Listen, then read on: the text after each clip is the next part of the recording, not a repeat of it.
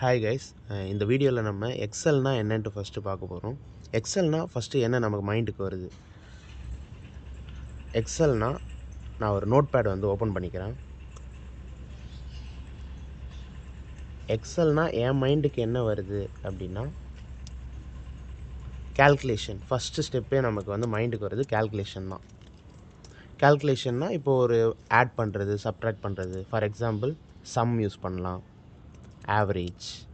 So அந்த மாதிரி நான் இப்போ ஃபார் எக்ஸாம்பிள் இதிலே போட்டுக்காரேன். ஈக்குவல் டு சம் பண்ணி நான் ஆட் பண்ணிக்கலாம். இல்லைனா ஈக்குவல் டு ஆவரேஜ் போட்டு நான் ஆவரேஜ் எடுத்துக்கலாம்.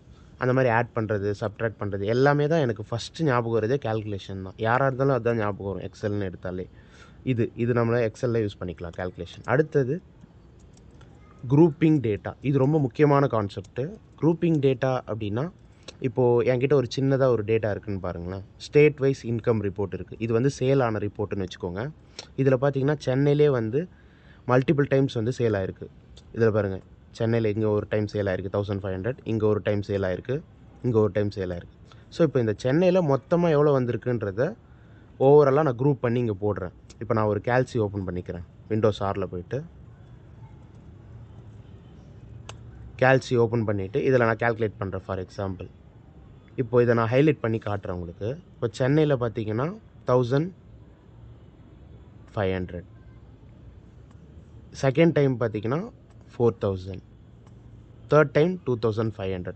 ஸோ இது மூணுமே ஆட் பண்ணி தான் நம்ம அதில் கொண்டு வர போகிறோம். 1500 ப்ளஸ் 4000 ப்ளஸ் 2500. இது மூணுமே நான் ஆட் பண்ணி வர்ற அமௌண்ட் இந்த 8000 தான் எனக்கு குரூப் பண்ண வேல்யூ. இங்கே நான் போடுறேன். இப்போது இதுதான் குரூப்பிங். இந்த மாதிரி வந்து உங்களுக்கு மல்டிப்புளாக சேல் நடந்திருக்குன்னா அது மொத்தமாக குரூப் பண்ணி ஒரே வேல்யூவாக எனக்கு கன்வெர்ட் பண்ணுறது இந்த குரூப்பிங் டேட்டா. இது ரொம்ப முக்கியமான கான்செப்ட் எக்ஸலில். இதை பற்றி நம்ம இன்னும் டீட்டெயிலாகவும் உள்ளே பார்க்கலாம். இப்போ அடுத்தது ஃபார்மேட்டிங். ஃபார்மேட்டிங்னா இப்போ நான் ஜஸ்ட்டு ஒரு சிம்பிளாக சொல்கிறேன். இப்போ நான் இப்போ ஒரு ஹைலைட் பண்ணல, அதை தான் நம்ம ஃபார்மேட்டிங் சொல்லுவோம். இப்போ நான் இங்கே ஒரு கலர் கொடுக்குறேன். இப்போ இந்த சென்னையை வந்து மார்க் பண்ணுறேன், ஒரு கலர் கொடுக்குறேன் அப்படின்னா இதை தான் ஃபார்மேட்டிங் சொல்லுவோம். ஃபார்மேட்டிங், ஹைலைட்டிங், கலர் பண்ணுறது. ஸோ இதை தான் ஃபார்மேட்டிங் சொல்லுவோம். இதுவும் நம்ம எக்ஸலில் யூஸ் பண்ணலாம். ஸோ இப்போ நம்ம ஓவர்வியூ மாதிரி தான் பார்த்துட்ருக்கோம் எக்ஸலில் என்னென்ன இருக்குன்னு டாபிக்ன்ட்டு. அடுத்தது பிவோட் அனலைசிஸ். இப்போ பிவோட் அனலைசிஸ்னு எடுத்தோம்னா இப்போ எக்ஸல்குள்ளே யூஸ் பண்ணுற டூல் தான் இந்த பிவோட் டூல். ஸோ இந்த பிவோட் டூலை வச்சு நான் டிஃப்ரெண்ட் கைண்ட் ஆஃப் ரிப்போர்ட்ஸ் வந்து ஜென்ரேட் பண்ணலாம். இப்போ நான் ஒரு டேட்டாவை வச்சு தான் இந்த பிவோட் டூல் ஆக்சஸ் பண்ணுவேன். இப்போ அந்த டேட்டாவை வச்சு நான் பிவோட்குள்ளே போகிறேன் அப்படின்னா அந்த டேட்டாலே எனக்கு எத்தனை ரிப்போர்ட் வேணுமோ நான் கன்வெர்ட் பண்ணி டிஃப்ரெண்ட் ரிப்போர்ட் எடுத்து கிளைண்ட்டுக்கு வந்து கொடுத்துக்கலாம். ஸோ அதுதான் பிவோட். இது ரொம்ப முக்கியமான கான்செப்ட். இதுவும் நம்ம உள்ள டீட்டெயிலாக ஒன் பை ஒன்னாக தான் போக போகிறோம். இதுக்கு அடுத்து சார்ட்ஸ் விஷுவல். ஸோ இது வந்து சார்ட்ஸ்னால் எப்படி இருக்கும்னு ஃபஸ்ட்டு நான் உங்களுக்கு காமிச்சிடுறேன். இப்போ நான் ஆல்ரெடி போட்டிருக்கேன் ஒரு பேஜில். இதுதான் சார்ட். இது வந்து பார் சார்ட், இது வந்து பை சார்ட், காலம் சார்ட், இது பை சார்ட். இப்போது இதுக்கு எக்ஸாம்பிள் வந்து நீங்கள் போட்டு வச்சுக்கோங்க. காலம் சார்ட், தென் பை சார்ட். சரி, எந்தெந்த சிச்சுவேஷனில் நான் இந்த சார்ட் யூஸ் பண்ணலான்னு கேட்டால், இப்போ என்னோடய பிக் டேட்டா இருக்குது, பல்காக டேட்டா இருக்குது, அதை நான் அப்படியே கிளைண்ட்டுக்கு காமிச்சேன் அப்படின்னா அவன் சாட்டிஸ்ஃபை ஆக மாட்டான். ஏன்னா அது அவனுக்கு ஒன்றுமே புரியாது. இப்போ கிளைண்ட்டுன்றவன் கஸ்டமர் தானே.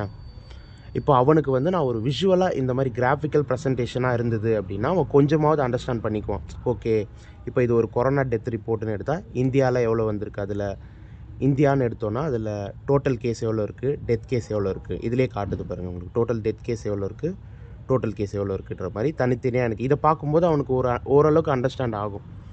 ஸோ அதுக்காக தான் நம்ம கிராஃபிக்கலாக வந்து அவனுக்கு காட்டுறோம் கிளைண்ட்டுக்கு. இதுதான் சார்ட்ஸ் விஷுவல்.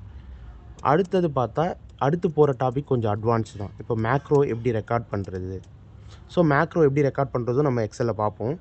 ரெக்கார்ட் பண்ணுறது எங்கே இருக்கும் அப்படின்னு பார்த்தீங்கன்னா, நம்ம மேலே வந்து எக்ஸலுக்கு மேலே ஃபைல், ஹோம், இந்த ரிப்பன் டேப் இருக்கும்ல, அதில் டெவலப்பர்னு ஒரு ஆப்ஷன் இருக்கும். அதுக்குள்ளே போனீங்கன்னா மேக்ரோன்னு ஒரு ஆப்ஷன் இருக்கும். இதில் தான் நம்ம ரெக்கார்ட் பண்ணுவோம். ரெக்கார்ட் பண்ணி ஷார்ட்கட் கீ கொடுக்குறது இதுக்குள்ளே தான். இதுக்கு பக்கத்தில் ஒன்று இருக்குல்ல, விஷுவல் பேசிக், இதில் தான் மேக்ரோ ரைட் பண்ணுவோம்.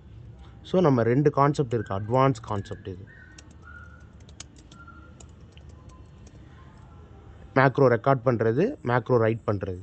Recording, writing. ஸோ இதெல்லாமே நம்ம ஃப்யூச்சரில் எக்ஸல் எல்லாமே நம்ம ஃப்ளூயண்ட்டாக வந்ததுக்கு அப்புறமா தான் நம்ம ரெக்கார்ட் பண்ணுறது எப்படி, ரைட் பண்ணுறது எப்படி எல்லாமே நம்ம பார்ப்போம் ஃபைனலா. இதுதான் எக்ஸல் கைஸ். எக்ஸல் பொறுத்தவரைக்கும் நம்ம அடுத்த கிளாஸ்ல இருந்து பேசிக்ஸ்லேருந்து தான் போறேன். எப்படி நம்ம செலக்ட் பண்ணுறது, அடுத்து எப்படி கீஸ் மூவ் பண்ணுறது. ஸோ இதெல்லாமே அடுத்தடுத்த கிளாஸில் வரப்போகுது. கன்டினியூவாக நீங்கள் ஃபாலோ பண்ணி வச்சுக்கோங்க, சப்ஸ்கிரைப் பண்ணி வச்சுக்கோங்க.